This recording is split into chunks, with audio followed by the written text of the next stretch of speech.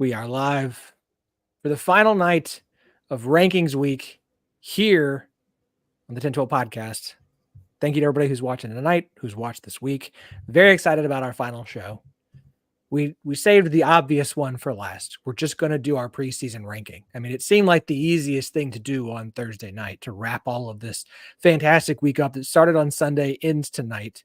And joining me tonight, I'm Phillip. Hi, the host of the 1012 podcast. Every podcast is someone's first. I said it right this time.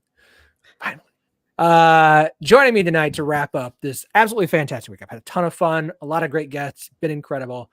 I'm very excited for tonight. My usual co-host during football season, a man who needs no introduction, but we're going to give him one anyways, because he is the host of the Rock Chalk podcast. He's with me all the time. Kansas fans love him. Kansas State fans love to hate him. He is Andy Mitz. How's it going? Good to be back. It's been Looking too forward long. to when we do this all the time again. It's so close. We're so close to the start of the season, and I'm ready to talk about actual football again. Like I've reached the point. Hold on before I get to that tangent. Also joining us, very excited. Always happy when he's here.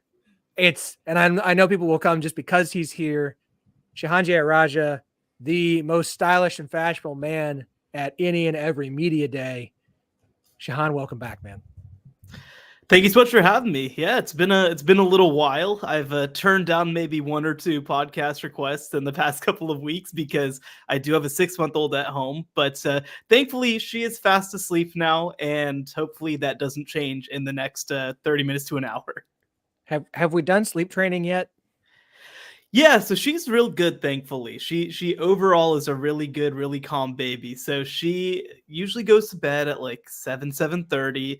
Last night was like the first time that we tried not doing a scheduled nighttime feeding, and she slept through the night. So we're hoping that that continues now, but it also means I should probably not yell too loud whenever we get into our hotter takes. Okay, so we'll keep And there will be plenty of them. And there will be plenty. Also, welcome to your semi-weekly big or 10-12 network parenting corner. Yes, it happens a lot here. Okay, Shehan, I have to ask you something. I got a little bit of a bone. As soon as Big 12 Media Day started, I'm sitting here like scrolling around like, all right, what's Shehan's fit? What's he looking? What's he wearing? And your 2 days in Vegas were fine. And then you show up to SEC Media Days and you saved all the good stuff for 4 days in Dallas. Shehan, I'm a little disappointed that you were like, I'm going to pack everything good for SEC. And I'm just going to wear his 2 nice suits for Big 12. Shehan. Well, that's the opportune word. You said pack. I had to pack for Vegas, whereas I did not have to pack for SEC because it was right in my backyard in Dallas, Texas. This is my one little shot at the Big 12 this year. If you want my best, you gotta service me first. But no, really the other part of it too was that we did 10 days at my in-laws' house in San Jose before we went to Vegas. And so the idea of packing like 3 suits to go with, 10 days worth of stuff to go to California on top of, by the way, this was the first time that we had ever traveled with our 6-month-old. It was just, there was no way. Okay. We can give you a break. I could into my bag, and I pretty much called it a day there. Look, if I get to use, I have 3 small kids as an excuse. Like small children are always a valid excuse or reason for any decision made. So fair enough. Okay. I'll leave it alone. I'll leave it be. The off season is almost done. And I feel like, I'm curious you guys' thoughts before we dive into our rankings. I'm not on the bandwagon of like NIL and paying players and realignment and all these other things ruin college football. I'm not like, okay, if you don't want to watch anymore, that's fine. I think you're probably full of just trying to sound cool on the internet. And you're going to watch. I'm going to watch tons of college football, or as much as I can with 3 small kids. What I don't like as much anymore is the offseason. The offseason that used to be fun to follow recruiting and get excited about teams And every once in a while, once a year we get some sort of like coach scandal that we're all like, oh, Urban Meyer, whatever Ohio State head coach it is. Bob Stoops is retiring in the middle of March. Like now the offseason just feels like longer and it feels less fun. Like recruiting is fun, but then in the back of your mind, I hate being pessimistic. I'm like, yeah, but they might not be here in a season or two. I don't know. How do you guys feel about the offseason now? Because I feel like I look forward to the season more because I enjoy the offseason a lot less than I used to. Yeah, I mean, this feels a lot more like NFL offseason now, where it all feels transactional. It all feels like, hey, something's going to happen money-wise for until we can figure out what these teams look like, and someone's going to move, and so like you just expect something to happen. You can't ever feel like you're locked in with what's going to come next, because hey, now the transfer portal can happen anytime in the entire summer. Teams that are still looking for holes to fill right now can pretty much fill them all the way up until classes start. So yeah, it feels much more like a professional league off season in that you just don't really know what's going on, and everything kind of seems transactional at this point. Well, and I'll tell you what, as somebody who obviously is a national writer, the thing that I hate is going on shows and podcasts in March, April, May, June, and all the questions are big picture in terms of like the governance of the sport, the lawsuits, just all this sort of stuff. There's very little even attempt to talk much football because there's an understanding that we truly don't know anything. And I even look at, one of the Big 12 member schools. I look at a program like Colorado. It's like we can't even really talk about them because it's changed so much, right? We literally know nothing in some ways about some of these programs because of how many changes have been made. So I do agree that that I do think that it's impacted the juice of the offseason in some ways. I actually remember having this conversation too. It felt like spring football was as dead as it had ever been. It felt like there was no storylines coming out of it, no interesting notes coming out of it. Of course, there's an understanding that post-spring, the transfer portal opens once again, and that could come in and change everything in an instant. And so I do think that, look, this is sort of the wild west of it all, right? The first couple of years of major NIL and transfer portal, in the next year or two, we're going to get revenue sharing. That's going to be an even bigger sort of wrinkle to things as well. I do think that when we look 5 or 10 years from now, they'll have settled some of the stuff down. But the reality is, look at any sport in the world. You can't just be in a situation where any player can become a free agent at essentially any time. That's just not how it works. And especially in a sport, and actually, we talk football. For me, it's been most killer in basketball. Like I was at Baylor from 12 to 16. I was there with Torian Prince. I was there with Rico Gathers. Some of these players who were there for 4 years and you got to enjoy. I do think that college sports has always been developmental at its core. And it's a little weird now for sure that you don't get really any opportunity to build multi-year relationships with players. Yeah, it needs to settle. I mean, I know you made the NFL comp, Andy, but like even the NFL is more settled than this. Like yes, you're making off-season moves. We have we NBA, all these things, but like that stuff's exciting and interesting because you have an idea going to like, well, maybe there's a trade.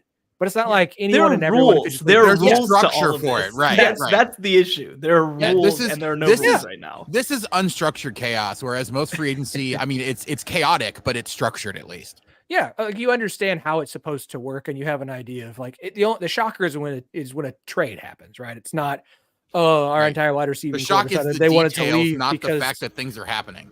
A head coach left, or the receiving coach left in April, or some other. It's just like it's too unwieldy, and there has to be some structure applied. And I understand. I'm good with the fun and uniqueness of college football, but like, if there is something from the professional model that I would be happy to see, it is a sense of structure where there is some familiarity, some understanding, a little bit more in the off season than we do right now. And because you don't know, as you mentioned, Shehan, then the conversations are just all about realignment and lawsuits, and we're waiting for the grant of rights for the ACC to come up so that we can all pretend like we're going to read it, know all about it, and 4 people are going to read it and they're going to write about it. And I'm just like, can we just have football? Can we just have games? Like, Thank goodness for college softball for me, because it at least distracts me from all that for a few months. Okay. We are here to actually talk about some football as best as we can, with as much knowledge or lack thereof as we actually have about the Big 12 going into the season. So we're going to rank all 16 teams. Here's how we're going to do this. We're going to do the same way we've done each of these nights. I'm going to have one of you, and I think we're going to let Shehan do this since he's our big guest of the night. Sorry, Andy. We're going to let Shehan do his in order 16-1. And then as Shehan puts his, Andy can say where he has that team ranked. I'll say where I have my team ranked, and we'll talk about it so that we're not doing, we just talk one team at a time, as opposed to we talk about this one here and this one 3 spots later, and yada, yada, yada. This is how we've done it all week, and it's worked pretty well.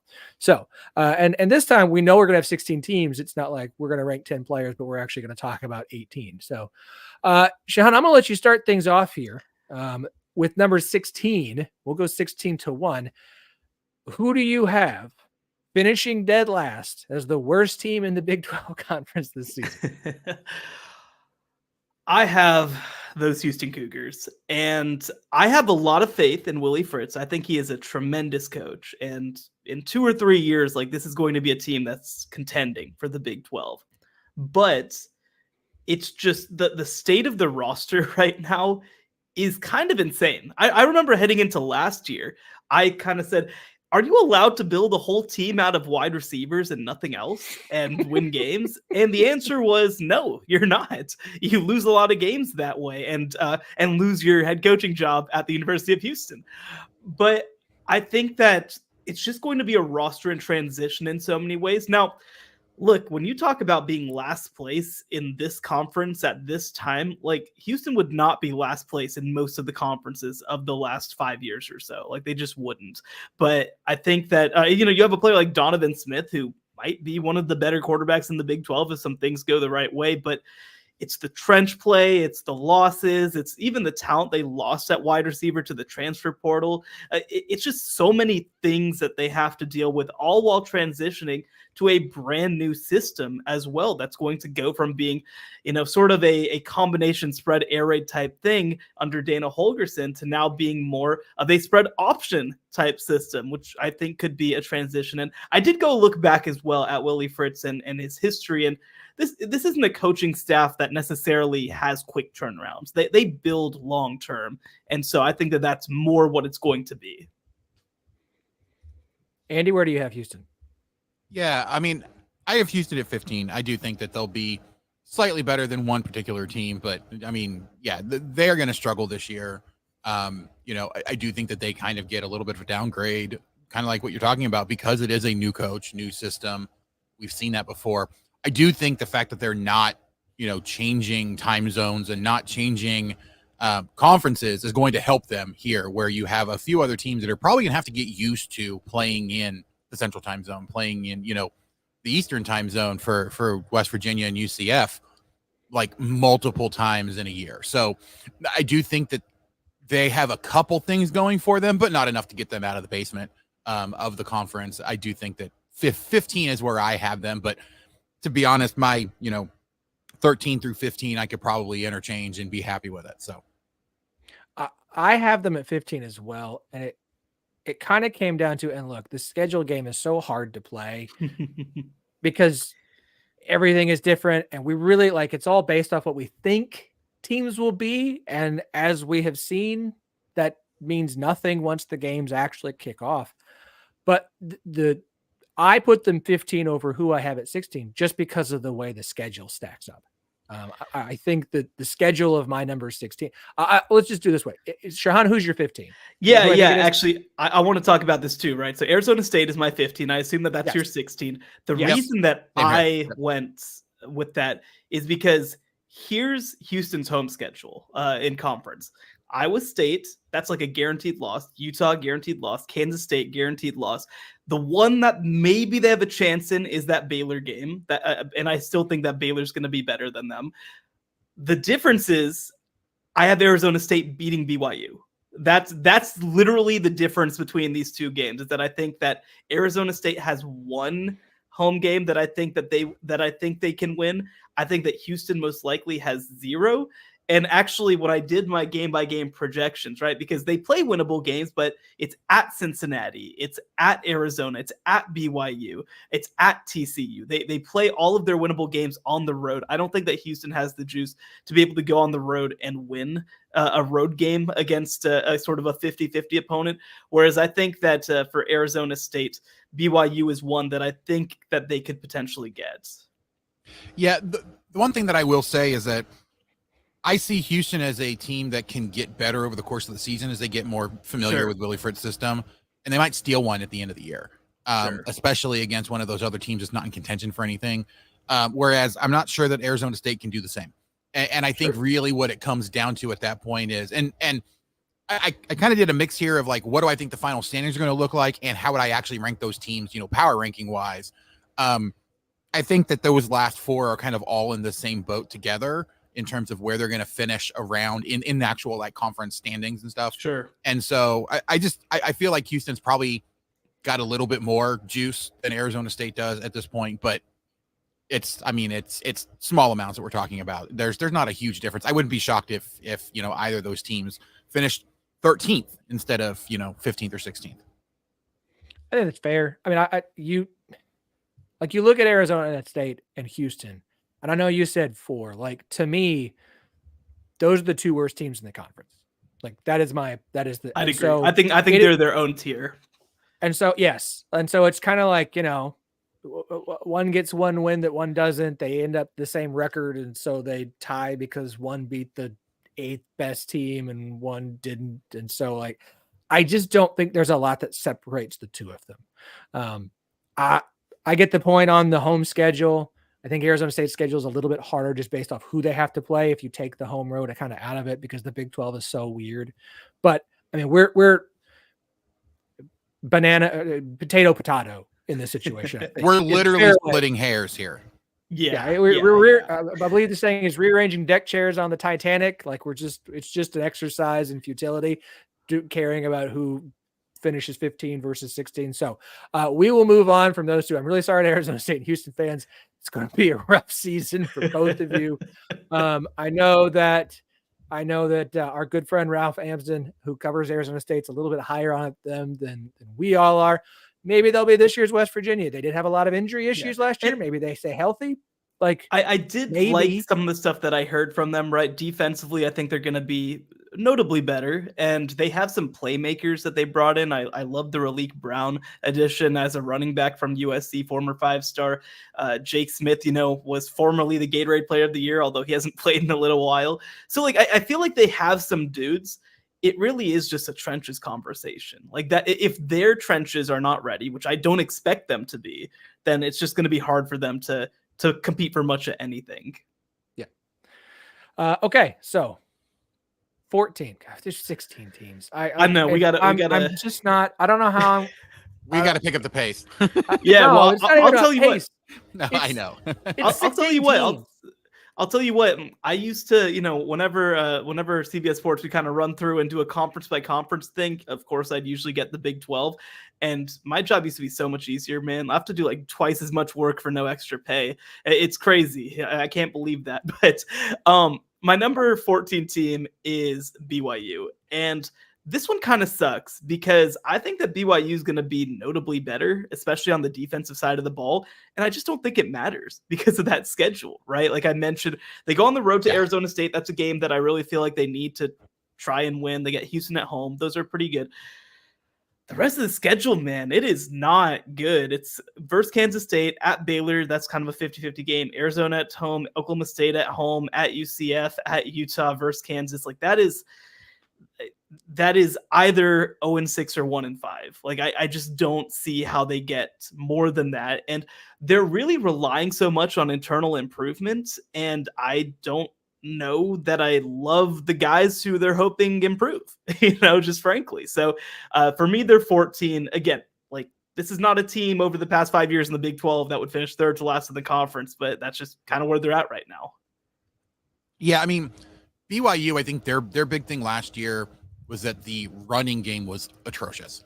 Yes. And I don't know that they really did much to actually improve it, both line and running back position themselves. So to expect those guys to make that much of a difference and give them an opportunity, especially when they play. I mean, they play the teams picked 1 through 5 in the Big 12 media poll, and hate that.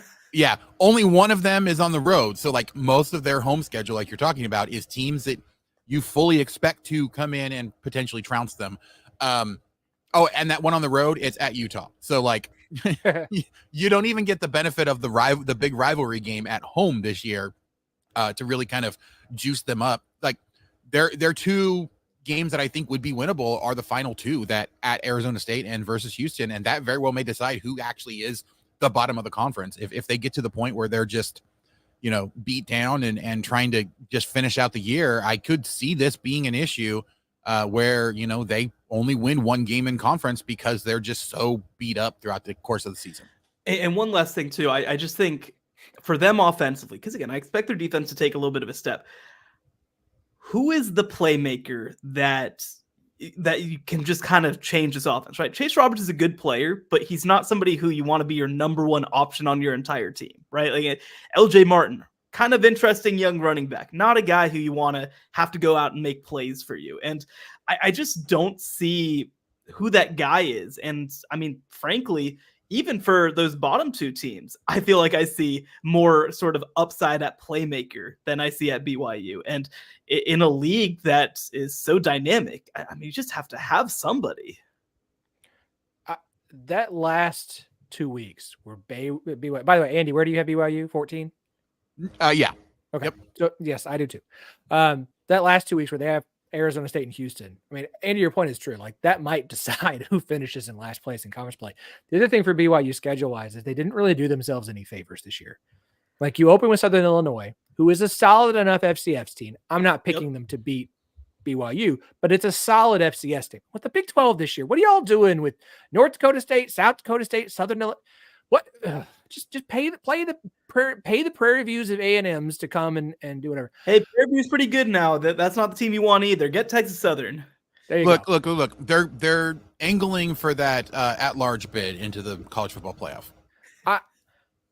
They go to SMU and they go to Wyoming in non-conference.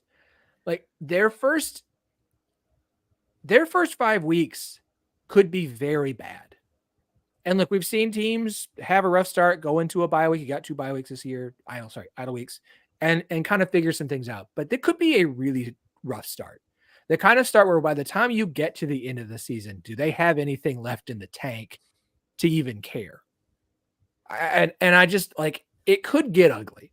It could get ugly for BYU. And we may be talking about like, maybe we should group them, not from a talent standpoint, but just from a like the way the schedule stacks up. We might need to group them with 15 and 16 at Houston and Arizona State, just the way things stack up. Like it could get ugly. I don't think BYU is going to be as bad as their record is, as you kind of said, Shehan, but like it's hard in a 16-team conference with, obviously there's not an Ohio State or a Georgia at the top of the conference, but there's enough good teams in the conference that it is such a slog, and it always is, but I mean, now it is such a slog because of how many good teams you have at the top of the conference who are all contending, that if you're at the bottom, I'm not saying you're not going to pull off an upset because this is the Big 12 and stuff happens all the time, but man, oh man, if you're going to have to pull off like 5 or 6 or 7 or 8 upsets, that's not a spot you really want to be in as a team who has an inferior talent level to everybody else. Well, right, and just I was going to say it's not like most of the ones we're talking about being upsets like are coin flip games or 60-40. Like the vast majority of those games would be monumental upsets coming into the year. Right. And like I expect them to get one of the home ones. I do expect them to get one, but like they could get one. And there is a pathway to, even if they got one, still starting 2-8, right? Like if there is a pathway, I'm not picking it. I think that they'll win probably 5 games is about where I have them, but it's on the table, that they could start 1-9 just with the schedule that they've got, but I think that the transitional team for me at number 13 a little bit is Cincinnati. I do think that unlike BYU, I see some of the interesting pieces offensively. Corey Kiner, 1,000-yard rusher last year. all anybody can talk about right now is Brendan Sorsby at Cincinnati. Like, people are excited about him coming in as a transfer quarterback from Indiana. I didn't realize how young he was. I don't know why. I think that he just has one of those Big Ten names that I'm like, I've heard that name for a decade. He must be a fifth year senior or something. But no, he's a sophomore. He has a lot of eligibility left. Defensively, of course, Dante Corleone missed a little bit of time this offseason because of some health issues. Thankfully, it seems like he's back with the team now, so hopefully that won't be an issue. But this was a defense that was terrible against the run last year. They're going to have to be better in that aspect. But I think the offense gives them a little bit of a higher floor than they had last year. It's just, again, I mean, this is going to be the case. Like, if you are a bottom half team in the Big 12, every week is hard, essentially, because most of the Big 12 is just above average teams in college football. So I do think that they're going to be noticeably improved. So I have them at number 13. Yeah, I also have them at 13. And I mean, I look at what they have there. Like, I think the one thing that they have kind of working against them this year is very similar to last year in that they never really had a stretch on their schedule where they could build any momentum. Yeah. They had a good team and then a team that they should beat, a good team, a team they should beat. It's very similar this year. Like, they start out with Towson and then they play Pittsburgh. Then they go to Miami, Ohio, which that's not a guarantee for them. And then they play Houston. They go to Texas Tech, play at UCF, and then they have ASU.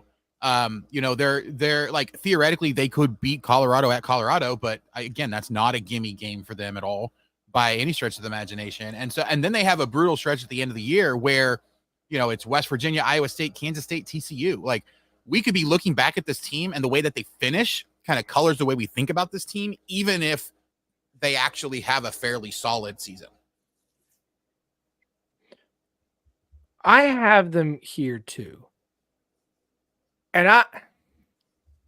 if we're going to call BYU, Houston, Arizona State a tier, the bottom tier, this next group of 4 teams, with Cincinnati at the bottom, feels like the third tier. And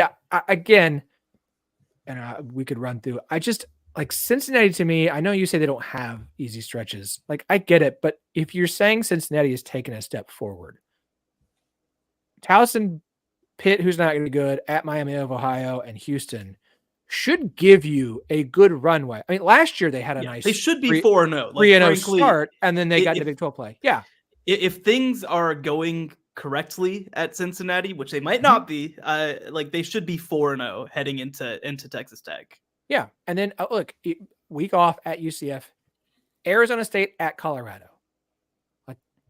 That might be your chance to get bowl eligible because West Virginia. I mean, I'm not like West Virginia's to be good. Maybe that's a spot for Cincinnati to pull off an upset. I assume every team, unless you're just the worst, can pull off an upset on their schedule, right? And so, I think Cincinnati can get to 6 wins this year. I still don't think Cincinnati's great, and I still don't think Satterfield's going to work long term. But I do think they should be better.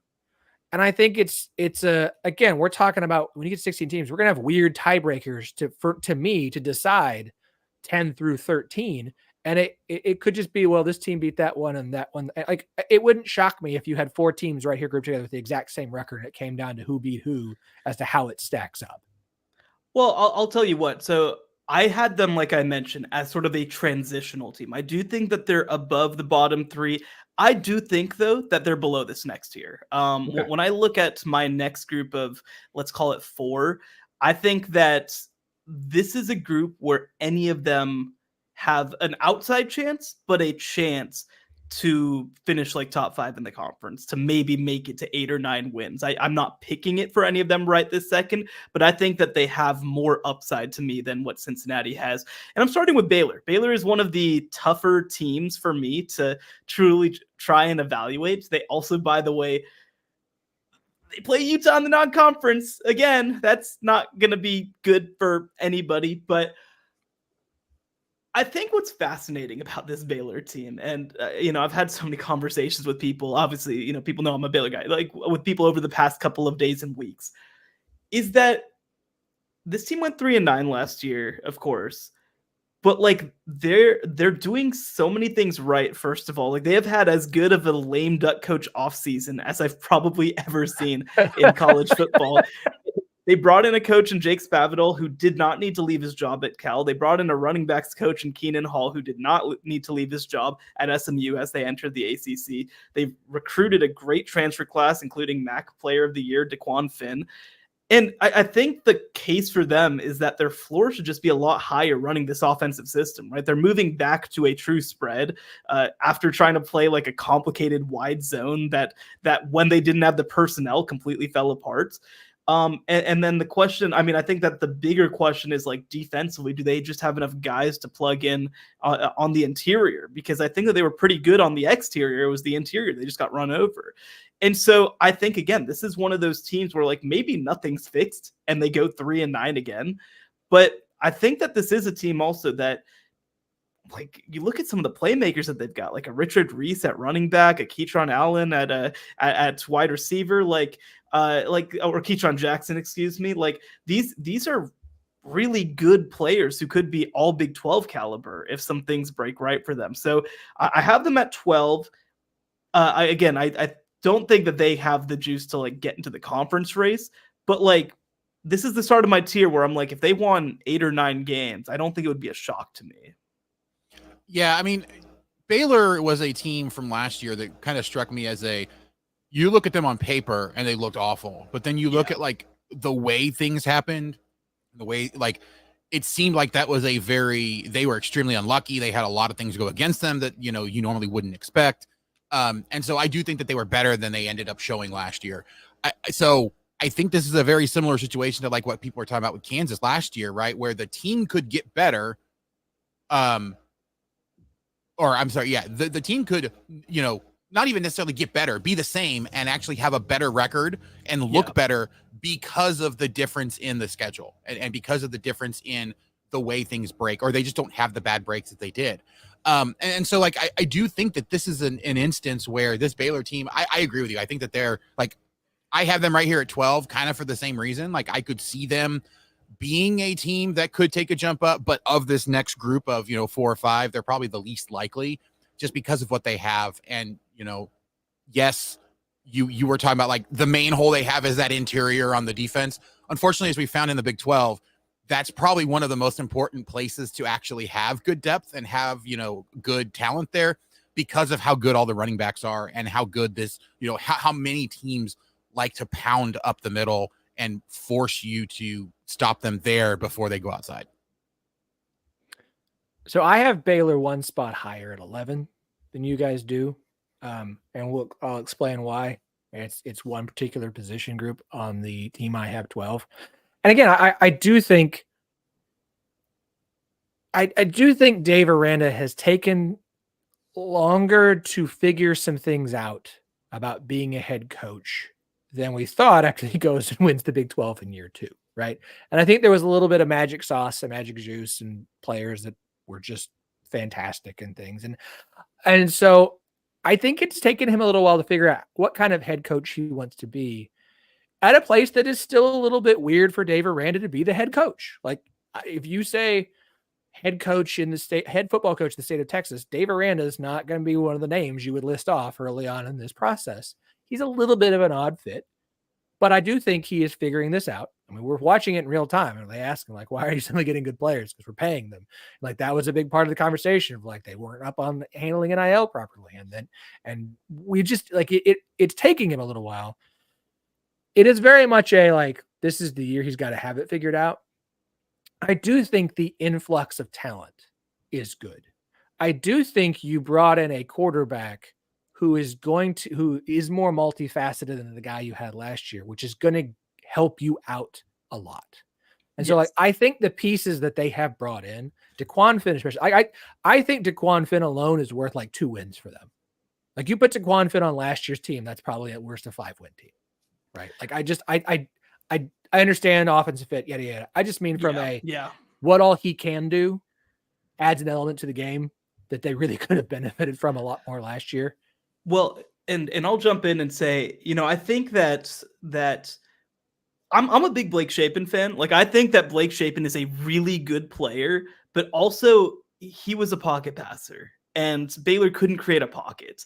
And I think what Daquan Finn gives you at Baylor is an eraser, somebody who can make things happen when things aren't going to be perfect. And, I think that that's a big part of why they committed so much to getting him and a player like him, somebody who's a true dual threat, because they don't know necessarily if they're going to have a great offensive line this year. And so if they don't, how can we account for that? Can we account with one more in the running game using that quarterback position? And again, the old system is just so built off of precision and winning up front and all this sort of stuff.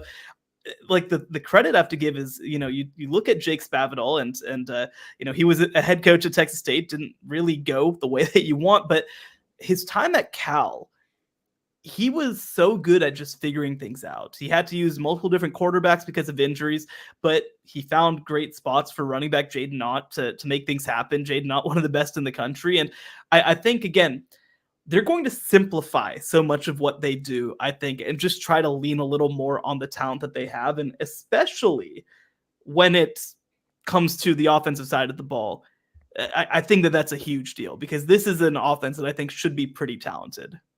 Yeah. Okay. So who do you have then, Shehan, at 12? Or sorry, at 11? Yeah. So this, of course, the conversation that we need to have, and that's the Colorado Buffaloes. And they are so hard to figure out, because this is a team that, I mean, they went from 1-8 in conference play under Carl Durrell to 1-8 in conference play under Deion Sanders. They also made a lot of noise. They also had moments where they should have won other games that they didn't end up winning. Whether it's that Stanford game, they gave Utah quite a bit of hell last year, probably one of their more impressive games of the year. And at the same time, ended the year on I believe, a 5-game losing streak. So they also could have lost to Arizona State and finished with 0 conference losses. Like, it's just such a hard team. And then you take all of that and you eliminate basically everything that we know about this team, because they brought in like 50 plus new transfers to deal with it. And I mean, the existential question of Colorado, and like I said, this tier is teams that certainly can jump up and get into the 8 or 9 win mark if some things go right for them. But like, can you start from scratch on the offensive line in college football? Like, can you do that? They tried that last year, and it was worse than the offensive line that they had 2 years ago under Carl Durrell in a lot of ways. So it's just such a tough situation to try to figure out. Of course, they do also have arguably the best quarterback and arguably the best overall player in the Big 12. I'm not saying that they are, but they have a case, certainly. And so, like, I don't know, man. They also gave themselves a hell of a schedule with North Dakota State as the opener, at Nebraska, and then that rivalry game on the road against Colorado State. So they had a blessed existence through the first 3 weeks of the year last year. There's certainly a chance that it's the opposite this year. So I don't know, man. I actually, when I went through and did my game-by-game predictions, I actually had them finishing with the 12th best record behind Baylor. I flip-flop those because I think that Colorado probably has a little bit of a higher floor right now than Baylor has, but who the heck knows, man? This is going to be such a weird year. Yeah, I have Colorado at 10, and it's kind of the same sort of thing. Like, this is a team that has enough talented guys at key positions that they could shock a lot of people and do a lot of good stuff. Kind of like last year, right? Where like they had enough there that they surprised people early. And now, granted, I think part of that was that they played against some teams that weren't quite ready for them or weren't quite as good as we thought that they were. But I think this is also, both of those. But I think this is also a case where, I don't know that they have enough key pieces across the entire defense, across the entire offense for you to expect any kind of consistency. So the real question is, are they going to be really good and they're going to catch a lot of teams at their absolute worst and take advantage and be a good, show up as a good team on paper because they happen to be extremely lucky? Or are they going to hit every team that is, kind of at their peak and it's going to be a struggle every single time? Like, Shedeur Sanders is a great quarterback. I disagree with him being, the preseason offensive player of the year in the Big 12. I'm sorry, the preseason quarterback first team, because he definitely was not the offensive player of the year. But like, I don't think he's the best quarterback in the Big 12, but he's like up there in that top tier. And they have multiple other guys like that are like worthy of being considered some of the best at their individual position. But a lot of those are skill guys. They don't have the trenches. They don't have what they need to consistently be good across the course of an entire season. So I do think that you're going to have times where, yeah, they're flashy as hell. They're going to, impress a lot of people with particular plays or maybe small stretches of plays. But if you look over the course of the entire season, I don't expect Colorado to put together a very good, overall resume or make a push or anything for the top half of the conference. I mean, it's possible. I don't expect it. But there's enough variance there that I think it's probably more likely that they could jump up than a team like Baylor or, who I have at 11. I have them at 10 as well. I do think they have improved their roster. Like I do think he brought in players that from a starter standpoint, the roster is better this year than it was last year, especially on defense. Like I really think they improved that defensive roster a lot. The depth's still not there. I mean, it's a little bit better because you kept some guys, but you still had a bunch of guys leave. So it's not like you brought in a better players and stacked them on top of the guys you had. You still had guys leave. So I do think the top of the talent is improved. Depth's what's going to kill them on the back end. The other concern for Colorado is you're not going to catch anyone sleeping. You're not going to get anyone's worst game. Like Shadur isn't wrong when he said we're everyone's Super Bowl. Like saying Super Bowl is the wrong term, but the idea of like we're going to get everyone's best. Yes, you are, because of how your coach acts, because of comments like that. You're not going to have anyone be like, oh, we're playing Colorado, we better take this game off. They're going to be like Oregon last year, looking for an opportunity to embarrass you just for fun. So like it's going to be tough for Colorado. I do think the team is better. I do think that, yeah, we got to have questions about the offensive line. I do think the defensive line is better. I think the pieces they brought in there, I'm a lot less concerned on that trench than I am the offensive. And I think that that's also much more of a plug and play position, is finding guys to plug in on the defensive line. The issue with offensive line is that it's so much about communication, right? It's so much about chemistry and understanding scheme. And I mean, the thing that probably also scares me most about this team is this is a new offensive coordinator, a new defensive coordinator, and a new offensive line coach, along with two other new position coaches as well. So like, I just don't know if they exactly have the vision of what they want to be.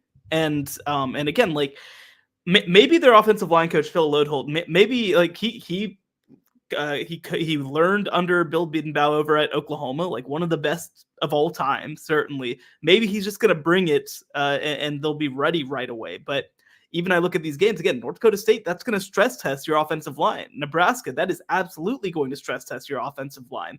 I think that one of the most important games of the year in the Big 12 for both these programs is the Week 4 game, Colorado versus Baylor.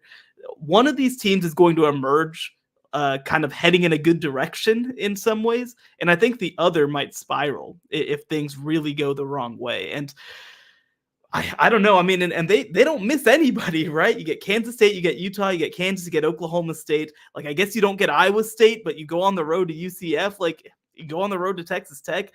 Like, their schedule is really hard again. And if you told me, okay, well, they have 3 winnable games to open the year, I'm feeling so much better about where this thing is going.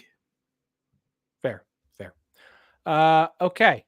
Who do you have at 10, Shehan? I have Texas Tech. I think these next two teams, so Texas Tech at 10, TCU at 9. I kind of went back and forth with them. I believe that Texas Tech plays TCU on the road, which was part of, I think, why it ended up just falling the way that it did. Look, I actually think that the job that Joey McGuire's done so far is actually getting a little underrated because of the expectations that they had heading into last year. Texas Tech had not won or put together consecutive winning seasons in Big 12 play since Mike Leach left in 2009. Like, it hadn't happened, and he did it over the last 2 years. They lose those non-conference games, of course, and that makes the record not look as impressive. But like, if you replace those two, and this isn't how football works, but if you replace those two with wins, right? Like, we're talking about an 8-win regular season team after going 5-4 in conference play. So I do think that this team is in a good place. They bring back some good experience on the offensive line. I'm curious if they're going to be able to keep Baron Morton healthy. That's been a cursed position for them at the quarterback position over the past couple of years. And I don't love what they have waiting in the wings right now with Jake Strong as a really young player, especially. But they've done a good job of trying to figure things out over the past couple of years. So like I said, I think that they're in this group, but with a chance to move up as well. Yeah, for me, I have Texas Tech at 9. And for me, I think it's a combination of, Joey McGuire and what he's shown the last couple of years of adjusting on the fly and things not falling apart when everything goes to crap. And I just think that Texas Tech has, I do think that they have enough improvement and enough kind of shown improvement over the course of the last couple of years to think that they can take that next step. Again, tough Big 12 conference, like their schedule, again, doesn't really do them any favors. Maybe like you look at the non-conference, that game at Washington State, I'm not really sure what to think about that one. Because Washington State is, they're not like, top of or they weren't top of the Pac-12 last year, but they were at least a respectable Pac-12 team last year. They lost a lot though. I will say they lost crazy amounts. Yeah. No, and that is fair. But I also think they're still going to be one of the 2 best teams in the Pac-12 this year. Yes, exactly. But right, they will likely be, maybe not top half of the Pac-12. We'll see. But I think they'll be. Actually, that's a good question. We'll save it for the Pac-2 preview. Yeah, exactly. But no, I just think that Texas Tech at this point, I think has a better, opportunity here for everything to kind of hit their stride. I don't know what to make of. And comparing to TCU, who I have at 11, like I don't know what to make of this TCU team because it was going so well. They had the phenomenal run to the college football playoff, to the championship game, and then everything fell apart. And I understand they lost a lot of stuff, but I know that they felt, and I know that a lot of people kind of around college football felt that they replaced it with really good talent and that they were not expecting a huge drop, like a small drop off, of course, but not that huge drop off that we saw last year. And while they seemed to kind of steady the ship at the end of the year, I don't know what to expect from this defense. I don't know what to expect from this offense from TCU. And so I trust Texas Tech a little bit more with what they have. I feel like I know a little bit more about what they have as opposed to with TCU. I think they could have a good year, but I don't know enough about the guys that they have to feel confident that they're going to be able to. I have Texas Tech at 9 as well, but I have TCU down at 12. And I'll do TCU first. We keep talking about having to, rebuild an offensive line to the transfer portal like Colorado's doing. And at this point, you should know as anybody, like you can't rebuild an offensive line through the portal. You can supplement some pieces, but you cannot rebuild an offensive line through the portal. And I think TCU is basically having to rebuild their offensive line through the transfer portal with all the guys that they had to bring in on that offensive line. And that concerns me a lot. Especially when you have a guy like Josh Hoover, who's not a runner. Like he is not a dual threat. That's not the kind of quarterback he is. And not just that, like y'all, that OC decision last year, we can point at quarterback change and the pieces they lost and no Quentin Johnson. That's fine. That's wrong. The juice wasn't worth the squeeze, in my opinion. And so I'm not like, it's going to be better this year. Like TCU should be better this year, but I don't know that they're going to be significantly better this year. And the offensive line scares me. And I'll look, their schedule isn't daunting. Like at Stanford, who knows? SMU, they're a Power 4 team now. They get Houston at home. They go to Cincinnati. They go to Baylor. But like Texas Tech to me, and I understand all the concerns about Baron Morton. I have said since he got hired, like year 3 is the year for Joey McGuire. If it's going to pop, that's when it should pop. And he's got his players in there. The talent levels continued to climb. Obviously, you have the quarterback question. I'd hate playing the schedule game, but folks, Texas Tech could start the season 5-0 between Abilene, Wazoo, who lost everything, North Texas, Arizona State, Cincinnati. They could be 5-0 heading to Arizona in week 6. And if Texas Tech to me gets that, and I understand this is the biggest if possible, if they, and this is why I included Baron Morton in my like important players last night. If they actually were to keep a starting quarterback healthy for a season and you built momentum like that, because again, I think Texas Tech's team last year was better than they actually ended up being. You blow that game at Wyoming, you blow a lead against Oregon. Like Texas Tech had those games, as you mentioned. I think Texas Tech, this is the year they take that step forward. I'm not saying they're going to get to Arlington. I still think they have some things they've got to figure out. But you've got Taj Brooks, and he's real good. I think there's enough weapons on this team. I had to put them higher. Like Texas Tech to me is at the tail end at 9 of my like teams I will consider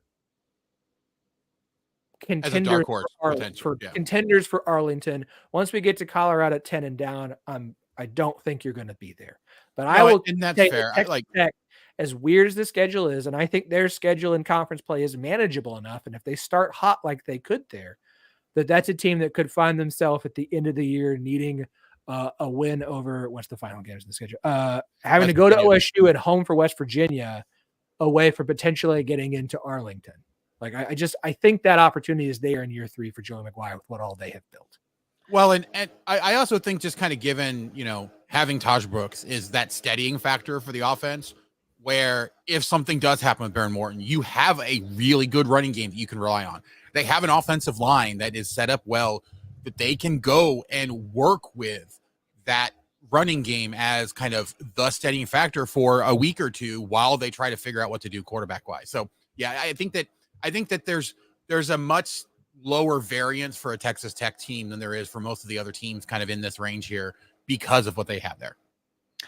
Well, okay, there's 2 pieces to this. One, I usually agree that rebuilds tend to be 3-year cycles, right? But I think from my perspective, there's a couple things working against that for Texas Tech. One is, they have been so high school recruiting heavy on purpose, of course, right? So the first real full high school recruiting class that Joey McGuire brought in was the class of 2023. And it was the number 28 class in the country, one of the best classes that Texas Tech has brought in a very, very long time. But, these kids are only going to be sophomores, right? And the class they just brought in, first top 25 class in a very, very, very long time. These kids are going to be freshmen. And so I think that they've almost been able to find this balance of rebuilding on the fly while still having good players to lean on. So, to me, I think that it's more 25, maybe even as far as 26, that you're really looking as like the peak. I think the peak is when Micah Hudson, the superstar wide receiver, is more of like a junior type player, because I think the thing right now is that Taj Brooks coming back just raises their floor so much. There's no question about it. They have an experienced offensive line, which helps. Defensively, they've got some weapons, but I don't know if they have game changers necessarily on the defensive side of the ball. It's more of a high floor unit. So I think that they, to me, just don't have as quite the same level of up variance. And look, some of this is in the eye of the beholder of what you see of that 2023 TCU season, right? Because everything that went well in 2022 kind of went to hell in 2023. And I think that some of that I'm just willing to write off as like, wow, that sucked. Like, wow, that was a weird thing that happened. I think even just losing that Colorado game in week 1 and kind of defining your season in so many ways off that game, I don't think they ever fully recovered from that, right? Like I look at their schedule last year, right? 3-point loss to West Virginia, 7-point loss to Texas Tech, 3-point loss to Texas, one that people are going to remember for a long time. That 3-point loss against Colorado. Things really swung the opposite direction of the close game luck in 2023 because they were so inexperienced and dealt with some injuries. Now, the offensive line thing, absolutely real. I do think that they have guys who have been in their system who, I don't think that, for example, the floor of the guys who are there is as low as what it was for like Colorado, right? Like I think that they could have put together a reasonable unit. I look at a player like Mike Nichols, who is coming back. He wasn't a bad player for them last year. And I think that the other piece when it comes to TCU is like they just have a much higher end of skill talent than what I think Texas Tech has at this point. Now, there's some guys that I like at Texas Tech, but a lot of the best skill talent that Texas Tech has outside of Taj Brooks is really young. And Savion Williams is a known commodity. JP Richardson is a known commodity. Like you get JoJo Earl for another year in the system. Dylan Wright is an older player transferring in from Minnesota.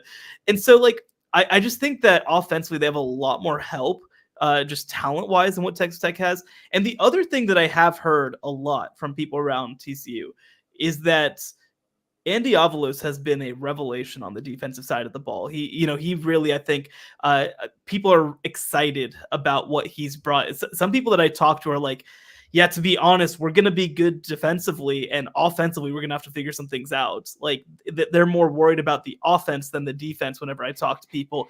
And if that's the case, like if they end up being like an above average defense, like I think their offense can figure some stuff out. Like you said, not the guy necessarily offensively who I'd want leading your team, right? I think that more than anything, and putting all the other stuff aside, like I think that it's a system that just hasn't seemed to work very well. I would really, I think it's one that's been figured out in a lot of ways, but talent wise, they have a lot to work with there. And I think that just gives them a little bit of a higher ceiling, even though they absolutely have a lower floor than Texas Tech. All right. So we are about an hour in and at the halfway list. So yeah, I literally just had to tell my wife, hey, I think we're going to be a lot longer than I thought. So well, we will try and move this along. All right. So Shehan, number 8. Who do you have? Yeah, number 8, I've got UCF. So for me, they are a team. This is when you start getting into like, to me, yeah, like the legit, okay, they should be in the race heading into November to get to Arlington. And so UCF last year, they finished 6-7. It was actually the first losing season of the Gus Malzahn era, that Gus Malzahn has ever had as a head coach, which is a crazy stat to think about. That's something that every UCF person told me. And they, I think, just continue to stock up, right? RJ Harvey coming back at running back, Kobe Hudson at wide receiver. They bring in KJ Jefferson. They really like what they have on the defensive line. Similar to kind of what we were talking about with TCU in Colorado, it's really about this offensive line.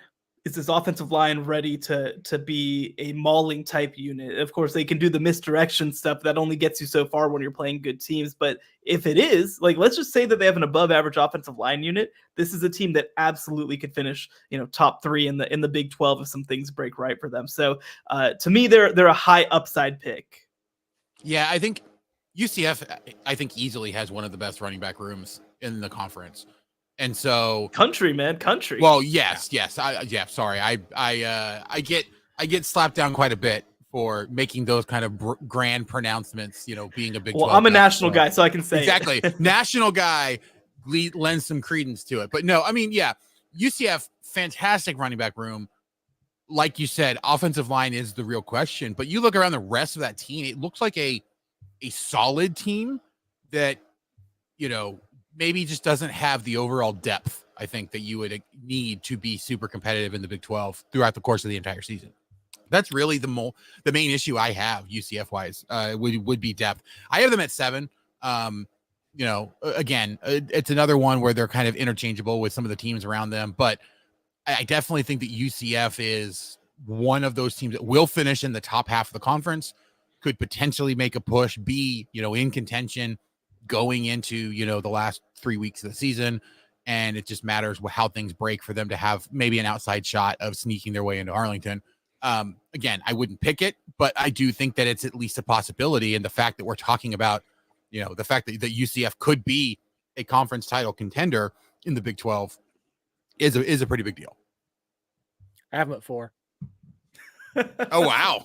No, that's too high, man. That's too high. I'm sorry. That's too high. I know. Yeah. I know. But I have said they're my dark horse for a while, and I finally was just like, look, you know what? This exercise doesn't matter at the end of the day because it's whatever, and so I can do whatever I want. And I didn't submit for the Big 12 poll this year, but they gave us like 5 days to do it. I just like missed the email, so I didn't actually do it either. They didn't. If I got the email, I know I didn't apply for credentials this year, but I didn't apply for credentials last year. They sent it to me, so I was like, I thought I was. Anyways, I get it, and I understand, and I get it. This is my. Whatever you think is going to happen in the Big 12 is wrong, and someone's going to be up there that's not supposed to, and that's how highly I think of KJ Jefferson is in Gus Malzahn's system, and that's how highly I think of RJ Harvey and having Penny Boone. Like that I get the offensive line concerns, but kind of like the conversation with Baylor of like, good thing they got in Quan Finn because that can help with your questions about offensive line. Like KJ Jefferson solves that problem for UCF's offensive line as well. And also, by the way, you talked about best running back rooms in the Big 12. That's one of, or in the country. Like that's one of like three in the country. Like the Big 12 is so loaded at running back. We could talk about Kansas State. We could talk about West Virginia, like great running back rooms that are in the Big 12. It's ridiculous. And I understand that a lot of defenses in the Big 12, like coaches understand this is the year the running back they're going to load up. You're talking about Iowa State having a 4-man defensive front this year, which is just a mind-boggling thing because they understand that that's where their strength lies. And also, guess what? The running backs are going to be really good in the Big 12 this year. We're going to stop the run. I understand the negatives on UCF. I have just decided that I'm going to take my UCF ticket and kind of ride this, my dark horse, and think they're going to do really well this year. I think they were so close in some games last year that now that they've got that experience in being in the P5 conference, and because they are so much, they are established as a program. They didn't have a head coaching change. They haven't had the issues that BYU does with Russell. Like I'm going to ride the BYU is going to have their kind of breakthrough season. So I put them at 4. So this is your equivalent of Kansas going bowling in 2022, bold prediction. Yep. Okay. Yep. Well, that was me back in 2022, by the way. I'm just saying that way. Yeah. Utah UCF at the end of the regular season is going to impact who gets to Arlington. I'm going to put that right there. Yeah, sure. I mean, if Utah loses the game, sure, then maybe it'll impact whether they go to Arlington or whether, which locker room they're in, maybe. Anyway, I'm going to move on to my number 7, yes, West Virginia. So this is a tough team for me to really fully evaluate, right? Because I think that so much of it, if they're going to take that step, is going to come down to whether essentially can Garrett Green hit layups, man? Like, can he hit layups? He's so good at hitting threes. Can he hit layups? That was such a big part of what they did last season. I mean, when you look at his advanced stats, right? Like you start looking and it's like, oh, he averages like 9.5 yards per pass attempt, and he completes 52% of his passes, and he has like an amazing rating on throws downfield, and he's one of the worst intermediate throwers in the entire country. Hit some layups, man. Hit some layups, because if you hit some layups and down to down, you're more, you're more consistent. So much is here for West Virginia. They started to figure out some stuff in the run game last year. CJ Jonathan and Jaheim White, it's just incredible what they have in that backfield. They brought more back on the offensive line than expected, which I think is a really big deal, even though they lost Zach Frazier. And defensively, I mean, they weren't good last year, but they were really situationally excellent. And I think that they'll be able to take potentially even another step in 2024. So, I mean, yeah, because another credit you have to give them is that they mostly didn't just escape 1-score games. They did a pretty good job of putting teams away as well. It wasn't just close game luck. They kind of went 50-50 in those close games. So I think that there's some upside here, but a lot of it, I think, comes down to whether Garrett Green can kind of take that step. Yeah, for me, I had them at 8, and for me, I still don't trust Neil Brown as the head coach. I mean, I understand that there was a fairly. I can't say it anymore. I picked them last, so I just have to defer to him. But no, I mean, I still think what I saw last year wasn't even necessarily hey, Neil Brown took a huge step forward with this team. It was more of everything had gone so poorly for them that it was bound to even out at some point. I mean, you still saw some really bad performances. I mean, you look at that Houston game, the way that they threw that one away last year. I just think that this is a West Virginia team, while they are improved, and I definitely think that they are, middle of the pack and have an opportunity if everything goes well. I don't know that I trust Neil Brown to be the one to get the best out of this team compared to some of the other teams and the other coaches that are in this conference. So, I'm just looking at my own personal coach rankings, and Neil Brown's not in the top half, I don't think, which is kind of saying something with a lot of the new coaches that are in here. So, I am worried about this West Virginia team, but they have a ton of talent. So it's hard to be too worried about them. I do think that they're going to pull off some upsets. I do think they're going to have a decent year. And I think that Neil Brown's going to do enough, that we're not even considering him potentially losing his job. But you have to remember how close he was to getting run out of town last year. Fairly early in the season, or like as the season went on, he was fine. But like the beginning of the season, like it was hey, you better win quickly, like right now, or we may throw you out by game 2. That buyout was real big. It was a big buyout. Right. Like he got saved by the fact that his buyout was gigantic.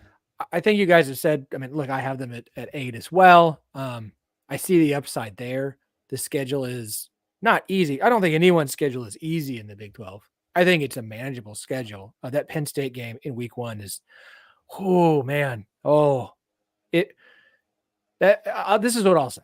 You guys have said a lot of great stuff. The potential's there for West Virginia. Like I can see the path for them having a breakthrough year. And a lot of it, as Shehan said, and has been said on the show the past few nights, relies on Garrett Green taking a step forward as a passer. If they find a way to beat Penn State in week 1 at home, there will not be a more important win for the Big 12 and non-conference than that one. And so we are all ears in week 1 with West Virginia. It's Penn State. I don't care I don't care. Just if you're a Big 12 fan, like go gold and blue. Yeah.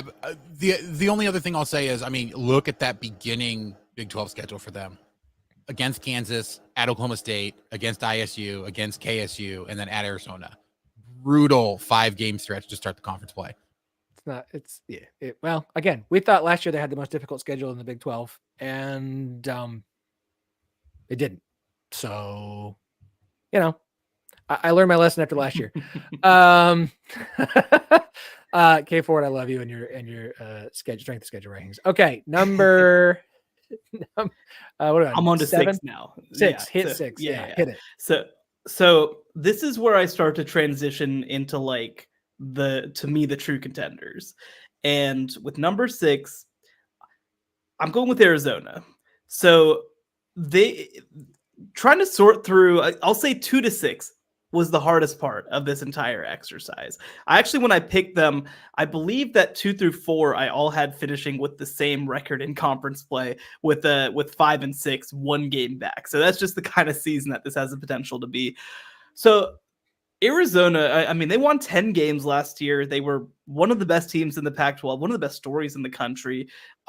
I'm actually not super concerned about the actual coaching change. I think that Brent Brennan has come in and fit really well and tried to keep as much consistency as possible with this program. And by the way, they have the best quarterback to wide receiver combo, certainly in the Big 12. Maybe in college football. It is like that Noah Fafita to Teteroy McMillan connection is going to be disgusting. I got a chance to talk to both of them when we were at Big 12 Media Days. And they are just like on the same page, man. They can read each other's minds essentially. So they're going to be a lot of fun to watch.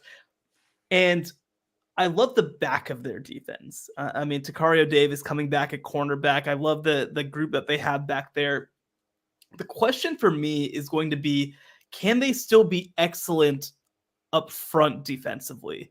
Because they lost some really good players, a couple of them to Texas, who followed Johnny Nansen, the former defensive coordinator.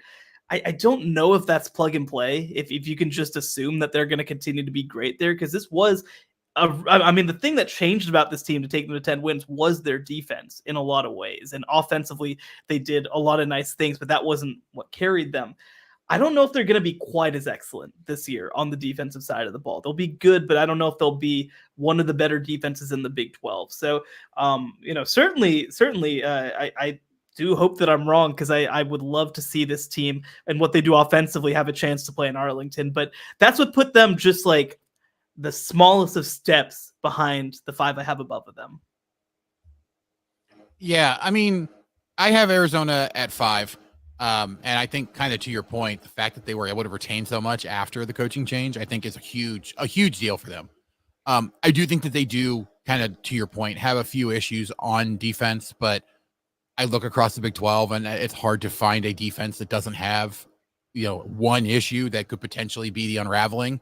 So like, if that's what we're comparing, like, I don't know that they necessarily have such a big issue there that I'm uncomfortable putting them, up in the top 5. But I do wonder, though, just how much they have in terms of, potential options. Like, yes, they have a fantastic number 1 connection there, but I don't know if the rest of the offense is as dynamic as some of the other teams that are going to be up, above them in my rankings. And so I am definitely a little worried about their ability to beat a lot of these teams, but I do think that they're extremely helped by the fact they don't have to face Kansas State as actually part of the official, Big 12 rankings. So that or Big 12 standings. So that definitely helps them at least somewhat. I still think it's going to be a really, really good team. This is a team that I could see in Arlington, but I would say probably the top 5 in my rankings are teams that I could legitimately see in Arlington. And so I have them there at number 5. I have them at 6. I'm glad that you're high on the Brent Brennan move. I think this is one of those, like, it will be less impactful in year 1 than it will be moving forward. Like, I don't have a good enough gauge on how good or bad a job San Jose State is. Oh, terrible. I got a chance to go to, my wife is from San Jose, so I've gotten a chance to go by that school. And it's hard to think of a school that could care less about football. Like, it is a commuter school. Okay. Nobody cares. I like whenever they had that good season when Nick Starkel was the quarterback, I got texts like, I didn't even realize that San Jose State had like a real football team like that. Like, it is that kind of school. They do not care. So it's a terrible job, and credit to him for getting out. Okay, so that helps, because a part of it was like, I'm not, to be like, clear, San Jose State fans, if you're listening, I love you. Just come on. Yeah, we got a very large San Jose State contingent that loves the Big 12. I just like it's hard to judge Brent Brennan because it was just sort of like, is this I don't know. They've now have a history of success. So, again, Arizona's. The further into the offseason we get, the less I think Arizona is making it to Arlington. I know that Kansas State's not a count against them from the standings, but the schedule's not the worst schedule. I just like Nova Fida could have one of those seasons. Nova Fida to me could have the season that I did this last night. I couldn't remember his name. Lamar Jackson had, where like Louisville has this incredible season because Lamar Jackson just puts Louisville on his back and carries them to like 10 wins. Like, I could see that kind of performance from Fafita with Arizona this year. I think the losses that they took both to the transfer portal and the NFL are really concerning. And so I need to see that they have been able to replace some of those pieces enough for me to be high enough on them to think like, again, 6, I think they're going to be a good team. But that's how good Fafita is. And I like the running back edition out of the transfer portal. We talked about him on Sunday when we did the live show. I like Ja'Cory Krosky-Merritt from New Mexico. I think he's really a sneaky good running back and is going to be a nice running back for them. So I don't think they're going to be bad, but I'm less sold on them as an actual like getting to Arlington. I can see the path. Well, I'm just not sold on them. I was to say, the thing that I'll say though is you look at their schedule, and again, the fact that Kansas State game does not count in them getting to Arlington is absolutely crucial, because the only other game I look at, I'm like, oh yeah, there's a very good chance they lose that game, is the game at Utah to start conference play. They should be favored in every other game that they have the rest of the year, except for maybe at UCF, depending on how UCF's playing at that point. And so, if they're a team that is, 8-1 in conference, that's probably going to get them very strong consideration to Arlington, and they may end up having, their tiebreaker. If there's 4 teams at 8-1, the fact that they potentially lose a game to Utah at the beginning of the year, could be what keeps them out of Arlington. But I have a hard time with them not being a team that is right there. And if they don't go, it's probably because of tiebreakers. Yeah, and I just think that with how competitive this conference is, like the second team to me is very clearly going to have 2 or 3 losses. Like they are. I had I think 3 teams with 7-2 in conference play. I think that 6-3 is not impossible.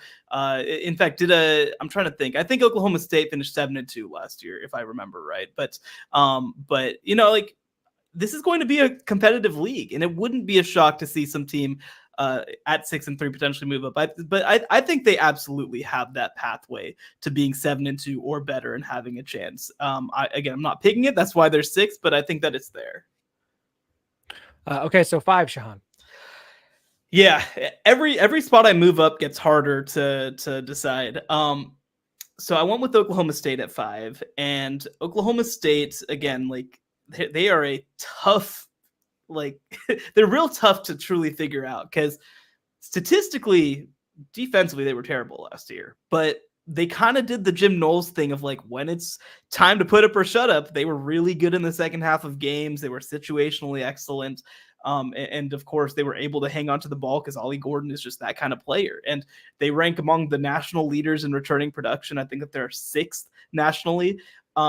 They have the most reliable option in the Big 12 with Ollie Gordon at running back, who's just going to be able to put games on his back for long stretches.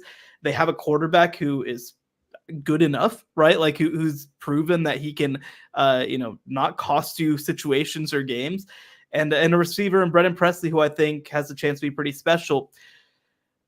They had a very fortunate ride through the Big 12 last year. They won a lot of close games. They managed to keep things close. Obviously, Oklahoma fans will literally talk for the next 50 years about that call at the end of that game, and I think that's hilarious. And so I think there's 2 questions of this. 1, will they be able to replicate some of that close game luck? But 2, are they going to be improved enough that it doesn't matter? I think they will definitely be improved with the amount that they bring back, especially in year 2 under Brian Nardo on the defensive side of the ball. But I just feel just slightly less confident in them compared to my top 4. Yeah, so Oklahoma State I have at 4. I do think if you have something to worry about on the offense, not worry, but I should say the thing you're least confident in is probably Alan Bowman at quarterback. While he was serviceable last year, he was pretty good towards the end of the year. Like there were some really rough spots, and the fact that it took so long for him to actually kind of take the reins there. I mean, I'm sorry, but any season that you have multiple games where you are rotating 3 quarterbacks inside of a single game, you have quarterback issues, even if you figure it out by the end of the year. So I do think that this is a team that, like Shehan said, they were very fortunate with a lot of what happened last year for them. So, they had a couple opponents that completely fell apart down the stretch, Kansas included.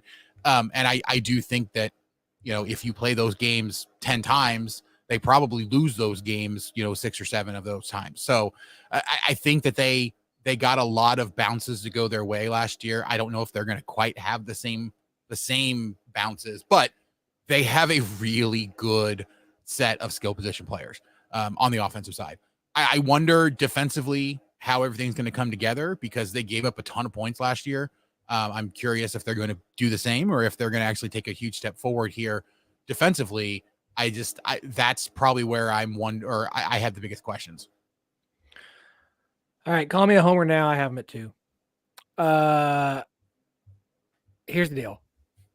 If you're gonna, Mike Gundy just wins 1-score games. Like his record is the antithesis of Matt Campbell. Matt Campbell can't win them. Mike Gundy wins most of them every single year, and so I get it. Yeah, I took the Iowa State shot. It's. I would say careful. Fancy's going to come for you in the comments. That's fine. I see you, Fancy. Look, you're not wrong on Bowman being the biggest concern. And I think it's not just Brennan Presley. Like I think OSU's wide receiving core is underrated this year. I really do. I think the defense should take a step forward. They're adjusting back to a 4-man front. Colin Oliver's going to tear people alive. It's going to be a beautiful thing. I think that if you look at the schedule for OSU, the first 6 games of the season are really going to decide it. It is tough. Like South Dakota State, Arkansas at Tulsa, then you do Utah at K-State, West Virginia before your first week off. The back half is not so bad. At BYU, at Baylor, ASU, at TCU, Texas Tech, at Colorado. Like if OSU can survive that first opening stretch, like they're going to lose a game they shouldn't, because Mike Gundy always loses a game that he shouldn't lose. But I really do think that the opportunity is there. You're not going to have the slow start you had last year because you've got all this stuff established. I don't expect the offensive line to stay healthy, but they basically returned their like 8 deep, 9 deep. It's like Kansas State was last year, right? They returned like every offensive lineman they had.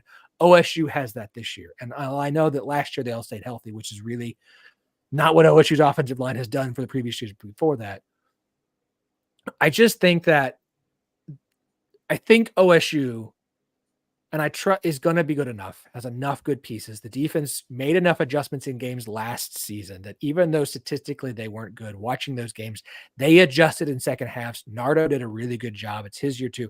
I have enough belief that they will take enough of a step forward at various spots this year because of how much they had replaced last year that is back this year, that I think OSU will be better. Won't have to play in as many one-score games. They'll lose a one-score game. But Gundy's really good in one-score games. He just really is. And so, like, I trust in close games. I'm way more like that. They're going to be able to win enough of them to get back to Arlington for a second year. I know it's not a good thing to pick teams to go back to Arlington in back-to-back seasons of the Big 12. It doesn't happen. It doesn't happen. Doesn't it, unless you're named OU. But I'm gonna do it. I was just saying, way to go, Phillip. You jinxed them. It's fine. Like, well, here's my issue. Right? So, like you said, they're going to lose one probably that they shouldn't lose. But my issue is more those first 2. Like they play against Utah in their first Big 12 game. I think that Utah should be like notably better than them, right? Like, and maybe I'll be wrong. But let's say that Utah is notably better, goes on the road and wins. Well, then the very next week you go at Kansas State. I think that there's a good case that Oklahoma State, it could be a better team than Kansas State, but it's on the road, right? Like, and maybe you're just coming off of a loss. The fact also, by the way, that their team is going to be stress tested physically with South Dakota State and Arkansas in the first 2 weeks. We might be talking about, injuries already at this point. And let's just say that you lose those first 2 games. Well, if you think that they're going to lose a bad one somewhere else, like that's 3 losses right there, right? Like that's already potentially getting you out of Arlington if things go that way. And even if they split Utah and Kansas State, I mean, like, I just think that there's another loss in there most likely somewhere. And so I agree. Yes, Mike Gundy tends to be very good in one-score games. But like, again, like, in 2021, they ride, some really good production and close game luck to the title game. The next year, it doesn't as much go their way, right? They lose that game in double overtime against TCU. They lose against West Virginia late in the year. They lose against Wisconsin in the bowl game. Like, even for teams that tend to be good in close games, it's hard to do it fully to that extent 2 years in a row. And like you said, I mean, if they split Utah and Kansas State, I think that they're in pretty good shape to be in contention heading into November. But I'm worried that they're going to lose both of them just because those teams are really, really good. And it's so hard to open with those games back to back. And also, by the way, I guess it's more of a service to their fans, but like, why does Oklahoma State play so many Group of 5 teams on the road? And Tulsa is basically a home game. I get it. But like, it's just weird. Why are you doing that, man? Let your kids enjoy their stadium for a little bit. They've got 2 home games open season. Just go to Tulsa. Tulsa's a quick jaunt down the road. It's fine. No, I was going to say Oklahoma State is a team that seems to me like they're a much better candidate to do like what Iowa State did after they went to the Big 12 title game, where, they went to the Big 12 title game on the back of a bunch of really close games, a bunch of really COVID. Well, yeah, that too. But I mean, kind of, there was a lot of things that went their way that you can't count on happening again. And I do think that those close games over and over again. I mean, I still have them, in the top 4, which puts them right there in contention as well. So, I don't think it's crazy to think that they could get to Arlington, but I don't think that. The other piece for me is what if Ollie Gordon gets hurt, right? What % of this team's success is completely dependent on that guy being awesome, right? Phillip over there with don't you put that evil on me, Ricky Bobby. No, but we can do what if Jalen Daniels gets hurt? What if Cam Rising gets hurt again? Well, I think that I have much better ideas of what might happen if those things happen, right? Jalen Daniels is the one that I agree, and we're gonna get to that, trust me. But I like the fact that Utah brought in the transfer. I'm Sam Heward from Cal Poly, right? Who was a former 5-star. I like the fact that they have a backup plan. I don't know, if Ollie isn't exactly what he was last year, I'm a little concerned about whether it's replicable, right? So, and I mean, he is indestructible, man. I've been watching him since he was at Trinity ULIS. That dude is just indestructible in a lot of ways. But I think that they are also just so dependent on that I don't know. It gives me a little bit of pause versus some of the teams above them who I think have a bit more versatility available to them. That's fair. That's fine. Shout out to Brian Metcalf, Kip Bennett, and Fancy Rex who are watching and commenting right now. All right. I know you got a sleeping kid and I do too. So let's do 4. What's he got 4? Yeah. Matt Campbell, can you just can you do the thing? Can you just be serious and do the thing? Because I think that your roster might be awesome, and I think that you might have a young quarterback who I'm very excited about. And can you do it, man? Can you not mess this up? I'm begging you. But people wrote off Iowa State so much last year after their non-conference play. They start 1-2, but they were competitive heading into November with a really, really, really young team. And the amount of freshmen and sophomores that they have coming back, they're number 1 in the nation in returning production.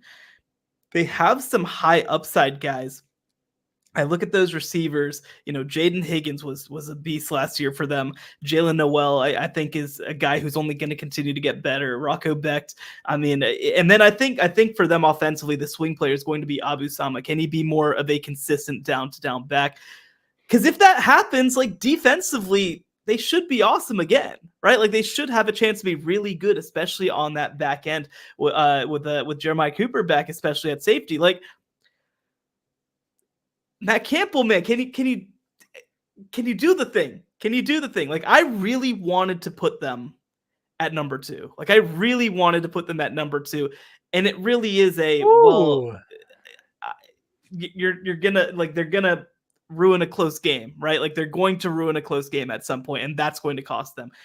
But I think that this team might be good enough that they can overcome some of it. And the other thing too is that this is going to be one of the more dynamic offensive teams that Matt Campbell has had with the playmakers that they have outside. So I really feel to me, I mean, I think I've talked about them enough this offseason that you can't say that they're a dark horse team anymore. I think they're just a contender in my eyes.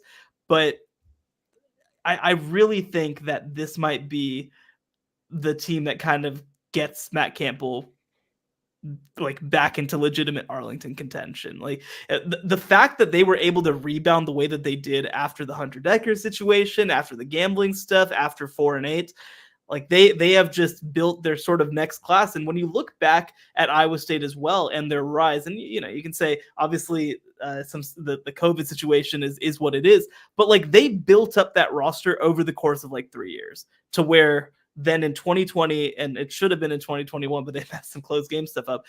They had an elite team that was stacked at every level of the field. And I think they're building towards that now. And so I'm again, man, don't mess it up. Don't mess it up. Yeah. by the way, you're both welcome because I'm going to take all the Iowa State hate from this podcast. I have them at number 6. The reason being, look, I wonder, Matt Campbell. I think what we have found from Matt Campbell is that he's not quite as good as a lot of other coaches about letting his assistants do their job. He is extremely loyal to a lot of guys who don't necessarily do their job well. And that's, caused plenty of problems. Yes, Fancy, I see you. But what I will say is, John Haycock's there. The defense is fantastic. That's really all you need to know. So it really just comes down to offensively.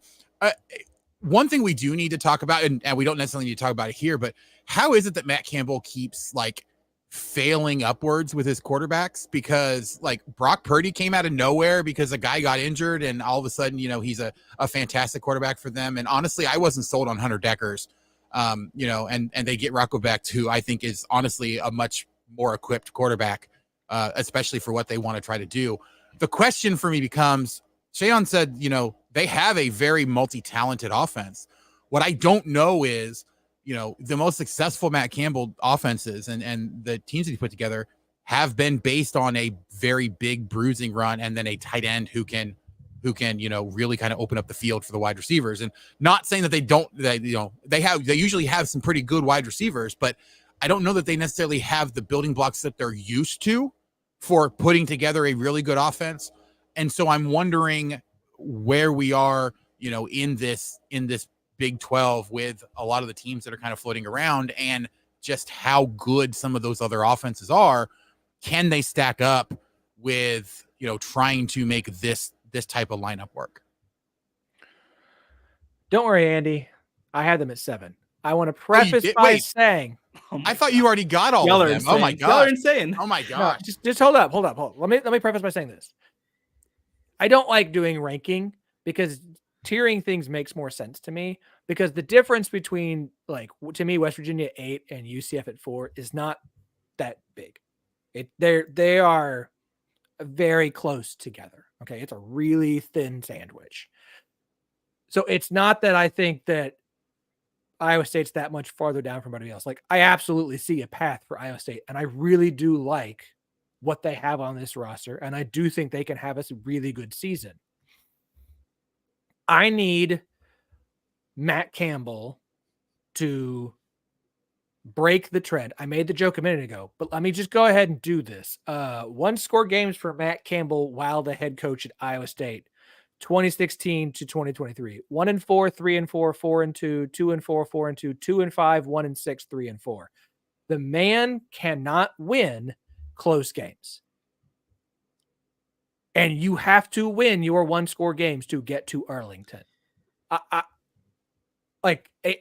agree on all things are supposed to balance out and equal out, and yet they never quite seem to for Campbell.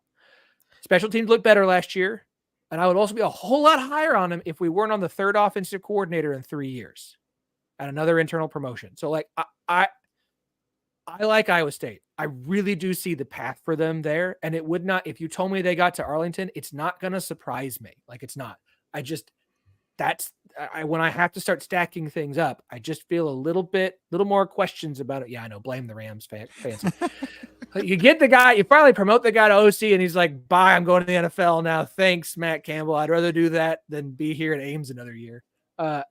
I like Iowa State this year. I really do. It's really hard for me to have picked 1 through 8. I really did have a hard time.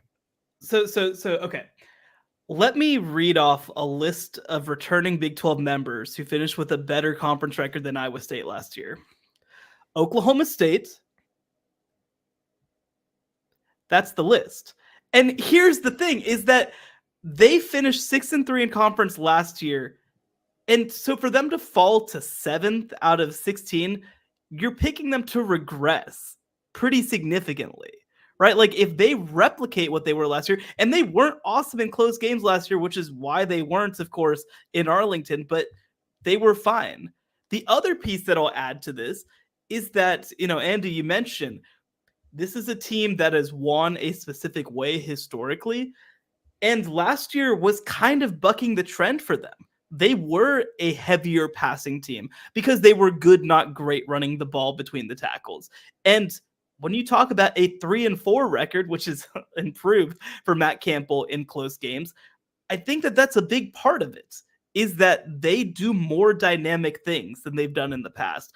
I think one of the reasons that, obviously, Iowa State, but I think you even look at like Nebraska, one of the reasons that I think that they've struggled so much in close games is because they are so dependent on game script. They're so dependent on winning a specific kind of way. They want to hold on to the ball. They want to slow things down. They want a low scoring game. So if something dynamic happens on the other side of the ball, it's kind of over for them. Like, that's kind of it. I think that this Iowa State team is substantially more dynamic offensively than they've ever been. Whether it is Abu Sama, who really might be good for one 30-yard run a game with what he's shown so far, whether it is with the receiver talent that they have, whether it is with the quarterback that they have who can do a little something in the pocket. And so I don't think that this is going to be a team that regresses from last year, especially with all that they bring back. And look, maybe they try. I mean, I think that probably the biggest piece of concern is the loss of Nate Scheelhaase. Like, I think that he was a really smart offensive guy who managed to, I think, put guys in good positions, and a lot's going to be on Taylor Mouser to step up and replace some of that. And Fancy does mention the offensive line, not a strength on this team. Absolutely, it's a big part of why they couldn't run the ball so consistently between the tackles. But they just have, again, when I look even back to the 2020 team, right, and some of the great teams that came before, it is, hey man, like, Breece Hall is the center of everything and everything works off of that. I don't think that this is that kind of team. I think it's one where you can go a couple different directions with it, partially because they don't have that bruising running back, but also because I think that, they've had one Alan Lazard before, but they haven't had two good receivers at the same time before, right? They've had Charlie Collard before, but they haven't had a good tight end and a good set of receivers. I just think that they have the chance to be more dynamic. And again, like, will it suddenly fix everything? No, I don't think so. But, I think that if you're talking about them being in contention to get to 7-2 in conference, which is the goal, like, I think it's all there for them. All right. Yeah, I mean, we're moving on. We're moving fine. on. We're moving on, Andy. Don't worry, I'll find a way to backdoor it. It's okay. So we're at what? Number three. Yeah. So I think that this team has as high a ceiling as any in the conference, but there's one swing piece of this that puts them down at number 3. Hey, I wonder who that is. And that would be Jalen Daniels back. Over the past 2 years, Kansas, of course, had Jason Bean back there, who was able to replicate a lot of what Jalen Daniels did when he wasn't healthy. I don't think they have that guy this year. I don't think that Cole Ballard is ready to be that. I hear they really like the freshman, Isaiah Marshall, I think his name is. Isaiah Marshall, yep. But like, he's a freshman, right? Like, he's not ready to do Jalen Daniels things as yet. But if Jalen Daniels is healthy, this is one of the, like, this is maybe the best team in the conference. They are stacked on offense. Devin Neal coming back for some reason, like, this dude should be playing in the NFL. I asked him a little bit about it, right? But like, and he was like, if we're in the Big 12 title game next year, I don't want to think, wow, I'm in the NFL, I'm not a part of this, right? Like, he's back. The number of upperclassmen who are back at receiver as fifth-year seniors is absurd. Bring back Melo Dotson at DB, Kobe Bryant at DB.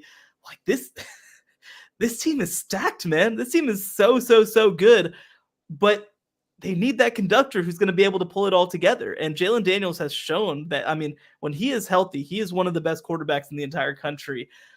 And so that gets them, to me, right on the edge of being in the Big 12 title game. Like, that can get them, I think, but I can't get them to number 2 without knowing what the backup plan is, because Jalen Daniels is going to miss a game or two. And the question is, are those going to be likely losses, or are those going to be games that they can still play at a really high level? Yeah. So I do have Kansas at 2. Shocker. But no, I mean, I think it really comes down to that, right? Like, Isaiah Marshall, the way that they've been talking about it and the way he was even recruited is very similar to Jalen Daniels when Jalen Daniels was recruited. A guy that a lot of people necessarily didn't really know what it was, but he has a lot of the same tools, a lot of the same. The main difference here, and you saw Jalen Daniels play as a true freshman under Les Miles, and oh my gosh, it was awful. A million years ago. It was awful. But the rest of the roster was so bad that he did not have an opportunity to really do anything. The main difference here, and the way that I understand it, Isaiah Marshall is the backup. He is the guy that is going to trot out there, and it's going to allow them to basically run the same sort of system with just a guy who's not quite as, obviously not quite as experienced. But because he has a lot of the same tools and they expect him to kind of fill that same sort of role, I do believe that if he was pressed into the backup role, while he would not anywhere be, as successful as Jason Bean, he would be much more successful than a guy like Cole Ballard was last year trying to step in at that third stringer, mainly because they don't have to change a lot to try to, figure out how to deal with what he does well, as opposed to what Jalen Daniels does well. The other thing, though, is, Daniels, it was a combination, I think, last year of, the back kind of being all over the place. And they got to a point where Jason Bean was playing so well that, like, if Daniels had to come back for the last 3 or 4 games of last year, he could have. Like, he might have been able to, or they might have thrown him out there if Jason Bean wasn't playing so well. And the fact that when they got to the point where, they got to the Kansas State game, like, Jalen Daniels was a little, they had already made the decision at that point that, hey, we're probably not bringing him back for the rest of the year. We're going to let him take that redshirt year. We're going to let Jason Bean kind of finish out the year. And then Bean gets hurt against Texas Tech and Cole Ballard gets to play against Kansas State and almost pull off that victory there. Like, this is a Kansas team that has enough surrounding the quarterback that I don't think this is a team that falls apart if the quarterback's gone. Like, I agree, their ceiling takes a huge hit. But I think you can say that about pretty much every team here. But what really stands out to me is you look at what they've done in the recruiting and the transfer portal for those offensive and defensive lines. Like, the worry was offensive line, right? When you're losing Mike Nowitzki, you lost Dominic Pooney. They brought in Bryce Foster, which allows Michael Ford to go back to guard, where he is probably, he has a chance to be playing at an all-conference level at the guard position. Like, that's how highly they think of him as a guard. But he was going to have to play center until they got Foster coming in. They got a couple different offensive tackle transfers. Like, they have guys coming in to fill those positions, and they have an offensive line coach who's a new offensive line coach for them, but a guy who is very well respected across all of college football. And he's a guy that I think can kind of pull that together.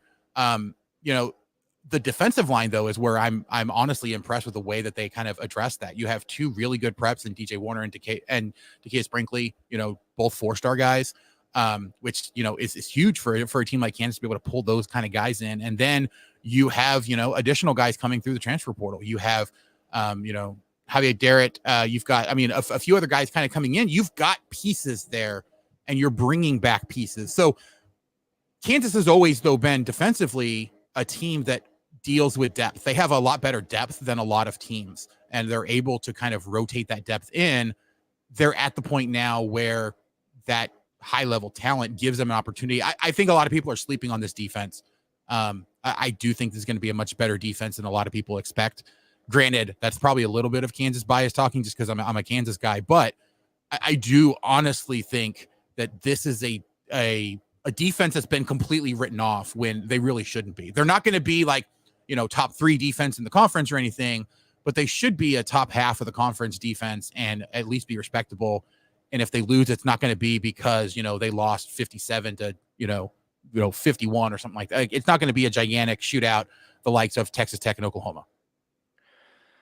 I have Kansas 5th. 3 reasons.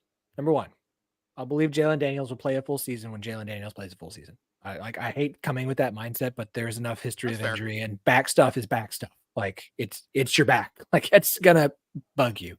Number 2, every time we talk about the backups, like, so-and-so will just hop in here, is just Jason Bean slander to me, and completely understating how good he was last year for Kansas. As he was the best backup in the Big 12. Yes, I understand Avery Johnson was a backup at Kansas State. I don't care.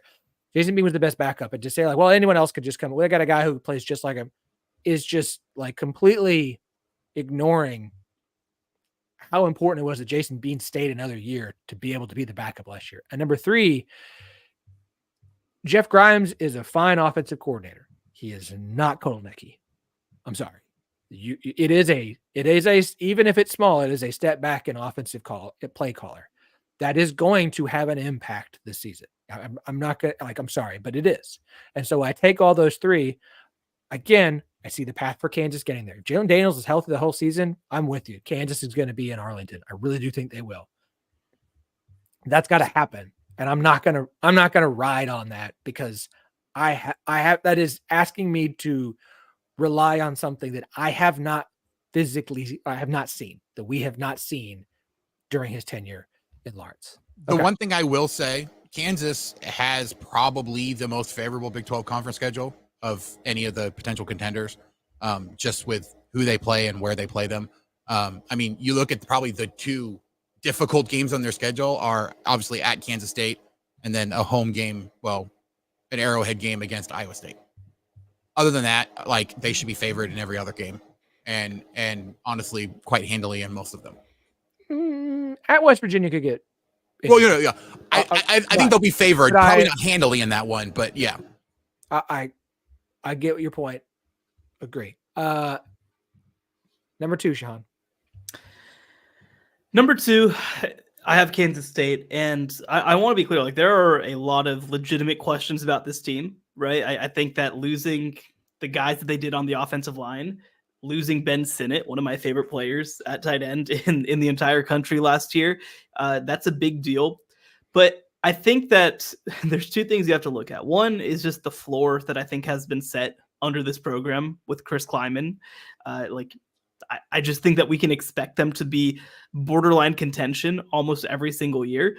And the other piece is I think that when you talk about dynamic play, they have a chance to have one of the most dynamic offenses in the Big 12.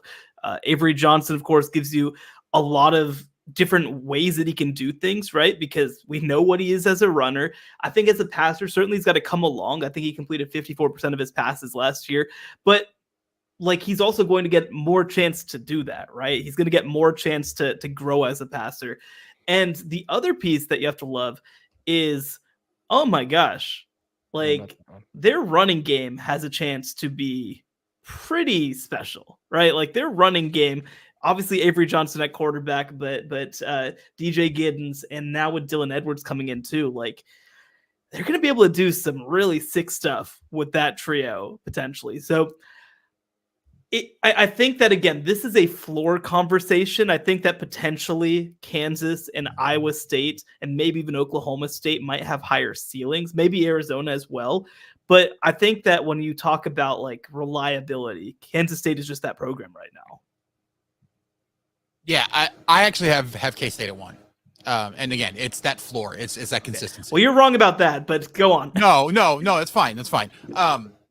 For me though, it becomes if I want to pick a team that I am convinced is going to be in Arlington unless the catastrophic happens, it would be Kansas State, because again, they have built, they built under Bill Snyder that consistency of offense and defensive line.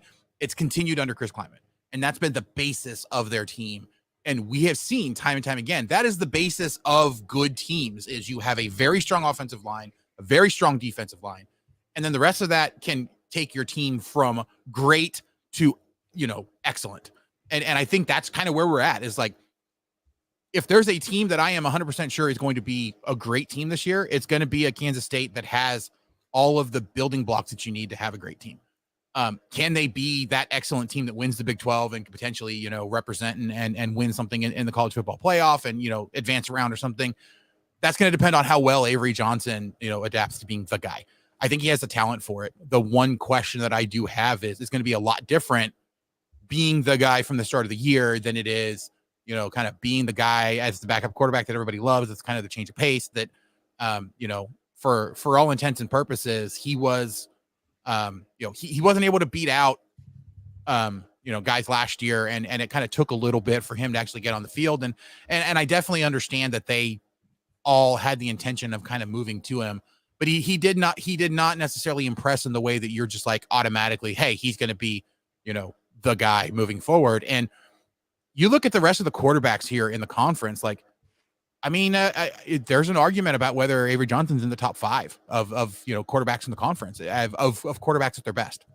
And so I do think, though, that they have enough good talent across the board that floor is going to be set. And, I have a hard time picking them any lower. Like I kept going. I was like, well, am I convinced that Kansas State or that Utah is going to be better than Kansas State? I was like, I could see it happening, but I'm not convinced that they're better. Same with Kansas. I could see it happening, but I'm not convinced that Kansas is better. Like all of those. So, like, look, it's just, that's really what it comes down to me, is that Kansas State is probably the most consistent team for me. The team that I am, if you made me pick a team that was going to be in Arlington for sure, that's the one that I'd have to go with. I have them third, which is basically like Arlington alternate, which is also like, look, I put OSU ceiling in it too. Like if K-State's there, I'm not going to act surprised. I do have questions. The offensive line stuff, Kansas State fans are pushed back every time. I'm like the whole selling point last year was they brought everybody back. Now you replace, well, but so-and-so's played and so-and-so's played. It's like, that's great. Backups take over as starters and they're not always as good as the guy who was the starter in front of them. I know Kansas State's going to have a good offensive line. It's a question. I get it with Avery Johnson. He's got to play a full season. We'll see how it goes.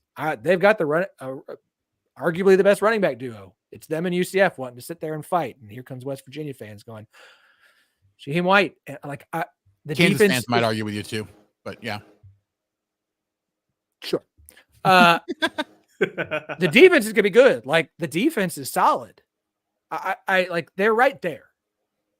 This is why I like tier conversations, but we have to do a ranking because this is a ranking week. Like I had them at 3. If you're mad because I don't have 1, 2, that's fine. It's not going to surprise me when they're back in Arlington in December. Okay. So Shehan, that leaves number 1. Yeah. So here's the thing, right? Utah had a literal pig farmer playing quarterback last year and managed to win 8 games anyway.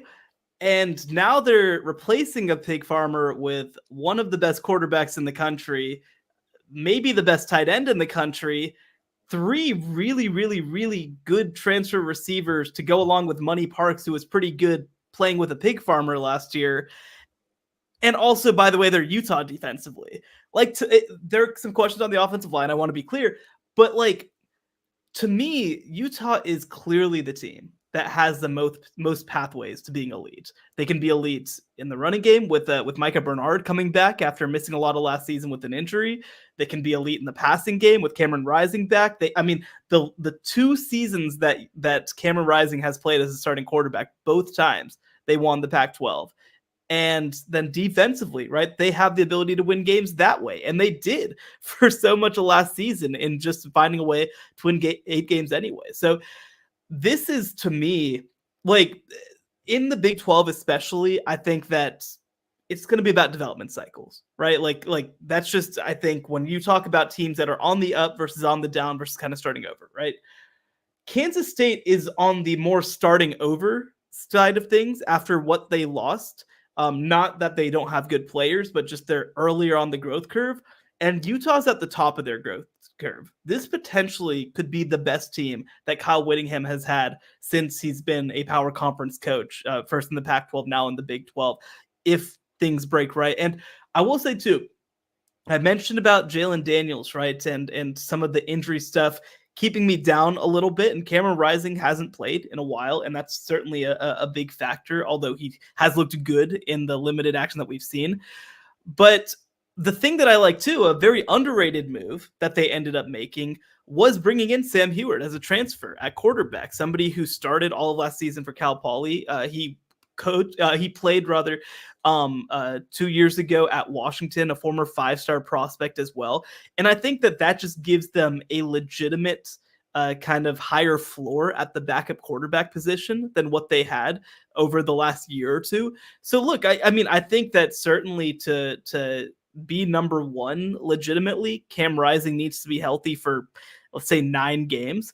But I think that for those games that he's not healthy, I like Utah's backup plan just a little bit more. So ultimately, like I just think that this is clearly the most complete team in the conference heading in. That's at the top of their development cycle, and again, like to me, they are my pick to win the Big 12 and make the college football playoff.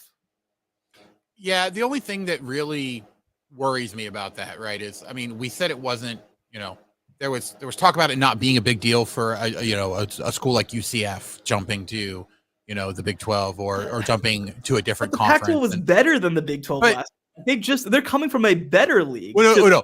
The Pac-12 was better last year, and that's it. I agree. Like you go back 10 years, like the last 10 years of the last 10 years. But like to compare to UCF moving over, it is not remotely close to the same thing, right? Like it's not. No, and that's fine. But like I was honestly kind of just using that as an example. But like even like a Cincinnati, right, that had been going or competing very well, and I do agree it's going to be like not as drastic of a step, but there is still quite a step of coming from the friendly confines of the Pac-12 for them, coming to a conference like the Big 12 where you're much more spread out. You're having to travel a whole lot more. I mean, travel is a lot more of an issue for the Big 12 than it was for any of the Pac-12. I mean, you look at the farthest that you had to travel as a Pac-12 team, it was nowhere near as bad. And so like, again, that's not going to be like the thing that determines, but I do think that there's enough questions about whether Cam Rising comes back and is ready to go and is able to kind of perform at that peak level. And I mean, like, I agree. They have solid guys all around. The real question for me is I look at that and I don't know. And maybe it's just that they have so many guys that are solid. I don't know what their thing that they hang their hat on is that is for sure always going to be better than every team that they're playing. It's defense. They are really, really good defensively, especially up front. Like they again, like I mentioned, they really had nothing. They were in some ways Pac-12 Iowa last year because of the injuries that they had on offense, and they were able to win 8 games. So they're a team that every single week shows up defensively. They're really, really good up front. They've recruited that part of the ball extremely well, and they're also great on the back end as well. That's a place where they've continuously had depth. So that's one of the reasons why they've been such a consistent like 9-win team, is because their defense sets a floor underneath them. To be clear, I have Utah at 3. So I have Utah at 1. I like this comment from Fancy Rex because it reminds me of Dillingham's comment of they've been trying to get their team ready to have to go on the road, by pumping in stadium noise because they're not used to that in the Pac-12 of going places with full stadiums and loud fan bases. I have Utah 1. I am less like everything they have is amazing except the offensive line as Shehan is. I'll say this. I listened to Andy is gone. I listened to Split Zone Duo this week, and Richard Johnson's intro on it made me very happy because I finally heard someone actually say what I have felt for a while, which is, yes, Utah is a level of physicality that was very unique in the Pac-12. Right? You saw more teams like Oregon State are shift to that. There's the misconception, and I know Shehan is not a problem with this as you cover the Big 12. There's this misconception that the Big 12 is still this air raid conference because people conflate air raid with spread as the same thing. I don't understand spread is just a positioning, air raid is scheme, where I am not like this idea that Utah is going to come into the conference and their physicality is just going to blow everyone away and no one's going to be prepared for it because the Big 12 doesn't know what physicality is. Kansas State is way more like Utah than I think nationally people realize. Iowa State is more like Utah in a lot of ways than people actually realize. I understand Utah recruits really, really well. They do. And that system works. I think you are dead on. I preach this on the show all the time. The Big 12 is a conference of development cycles. And once you're at the top of it, that's you're going to have a good season and be okay with the fact that when you come down, depending upon what your program level is at, is how low that bottom is going to be, but you're going to rise back up. And I do think Utah is the top of it. We do have to wonder about Cam Rising. Brent Keithy, the tight end, like very excited for him. Does he stay healthy? He hasn't played for a whole year. Like I have Utah 1 because I get all of that. I just don't think that they are head and shoulders above everyone else. I think they are coming in, if all things are true, and Cam Rising has played. Why don't we put as much scrutiny on him as Daniels? Because Daniels has had way more injury issues, and the back is a bigger issue than what 7-year player Cam Rising is had to deal with. You know how to come back from an ACL in a way that you don't know with a back. Like it's a different injury. The thing that I'll say though, I will flip one of your statements around on you, which is I think that people outside of the conference think, well, the Big 12 knows how to deal with physicality because you have a team like Kansas State right in it.